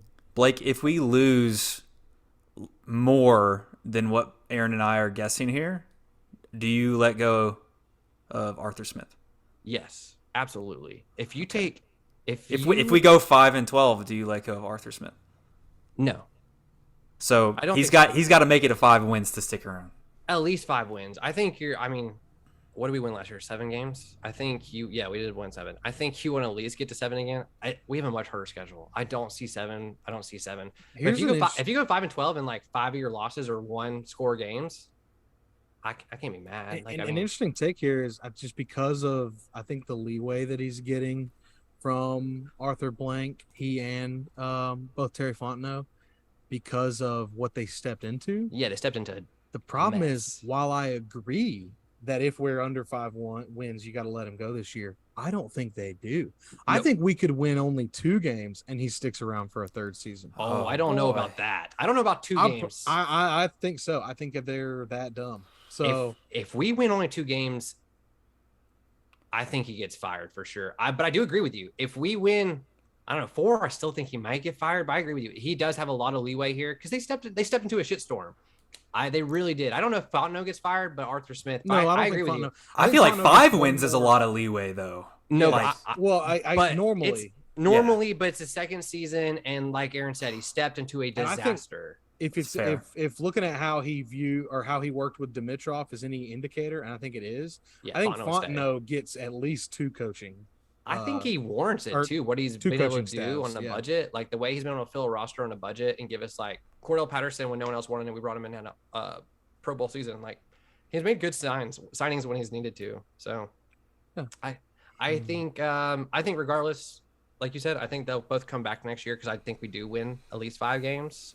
I think 5 games is a worst case scenario. If we lose more, if we win less than 5 games, man, I'm going to have trouble with that because I'm not giving them the graces. I don't expect to win. I don't expect to have a winning season. I don't expect to get close to the playoffs. I expect us to have a hard season going into next year with a lot of money to be able to bolster this team. Because if you ask me, if you put Lamar Jackson on our team this year, I think we could be a playoff team. I really do. This year. Because that's the power of having a quarterback. really good quarterback, Yes. which we don't have. Which we don't have. I agree. But that's what I'm saying. I think our roster is not as bad as everyone thinks it is. It's just we have a question mark at quarterback for sure. Man, maybe we shouldn't have tried to court Deshaun Watson, and we might have a good Yeah. quarterback. And Blake, it's now. I think you think we're going to win 7 games based on what we discussed. So Yeah, 7 games. 7 games is my kind of what I'm thinking. yeah, fair enough. So let us know your thoughts. Text me if you're one of my friends and you think I'm dumb. Tweet at us. Comment on the YouTube section. We'll shout you out. Let us know your hot takes on the upcoming Falcons season. All right. What as we wrap up here? Any last words? That was dark. Not last it words. was. Last words of the week. We'll be back. You first, guys. I mean, honestly, I don't wait on the pod in general or the Falcons. I didn't know if we were. No, pod in general. We're done with the Yeah. Falcons. Honestly, my main concern is the Braves right now, man. I'm looking forward to being able to actually watch some Braves games over the next couple weeks and not just go look at the highlights. And God, I hope that they don't let me down in that regard. So yeah. Agreed. Yeah, agreed. I'm gonna say Atlanta Dream, or right here at the end of the season with a little playoff push. They won 2 of their last 3 games. Their next 3 games are against the Aces, Liberty, and Liberty. And Liberty and Aces are both good teams. Aces are the number 1 team in the West, and Liberty, they're not a good team actually. Liberty are right behind us. So it'll be literally our last 2 games are against Liberty, and whoever wins those 2 games will probably make the playoffs, and the other one won't. So keep the dream alive. By the way, the Braves are currently tied with the Red Sox at 4, top of the 5th.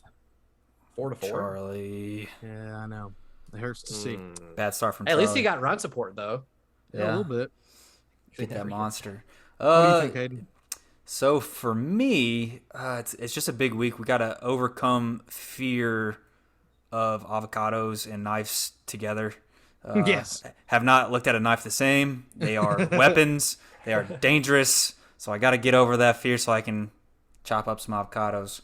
On a sports perspective, yeah, I'll say the Braves. We got to have a good week. We got to turn this shit around. We got to win tonight. So hopefully by the time you listen to this, the Braves beat the Red Sox because we got to get rolling if we want to do anything. Also, Falcons preseason Friday night against Detroit. Oh, that's right. Yeah, the that's starters right. will play the first quarter. Game Game starts at week, 7 baby. or 6. It's a weird starting time. I think it's 6:30, something like that. Ooh. Also, I snipped a few of our YouTube subscribers here, so shout out to Dr. Doofenshmirtz. Joe. Not sure who that is. Yes. That might be Taylor, but I'm not sure. It sounds like something he would do. Joe Cannon, Rick Riffett, Samuel Swain. Shout out you guys. Thanks for subscribing. Yes. Check out our YouTubes if you want to see these faces, these mushes out on the internet, on the interwebs. And like always, we're going to shout out our friend Oh No for putting our music together. He's awesome. Shout out to our lady friends that support us very much and help us. And yeah, thanks to everybody for listening. Blurst Nation, let's ride. Let's ride. Nation. Yeah, let's ride. All right, everybody. Later.